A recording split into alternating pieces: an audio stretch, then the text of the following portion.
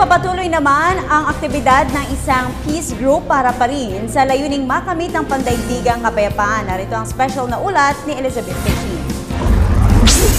Pandaigdigang kapayapaan, ito ang minimithi ng karamihan, lalo na ng Korean peace advocate na si Man Hee-lee at ng organisasyon na HWPL na kanyang pinangungunahan.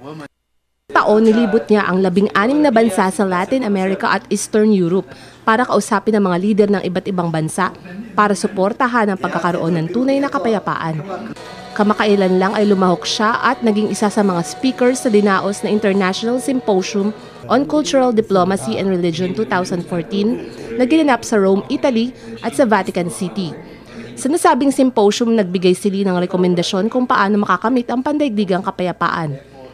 Pinalabas ang isang dokumentaryo tungkol sa mga aktibidad ng International Peace Youth Group at isa na nga rito ang ginanap na Peace Walk sa Mindanao. Ikinuwento rin ni Lee ang naging matagumpay niyang pagbisita sa Mindanao kung saan napapirma niya sa isang peace agreement ang mga lider ng lokal na pamahalaan at ng iba't ibang religious groups. Namangha at natuwa ang mga dumalo sa symposium sa ibinahaging ito ni Lee. Hinikayat niya ang lahat na maging parte ng pagkakaroon ng kapayapaan sa daigdig. Padami na ng padami ang mga bansa pumipirma sa peace agreement.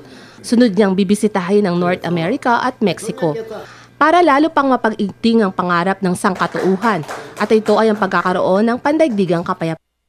Para sa Telebisyon ng Bayan, Elizabeth Gatchin.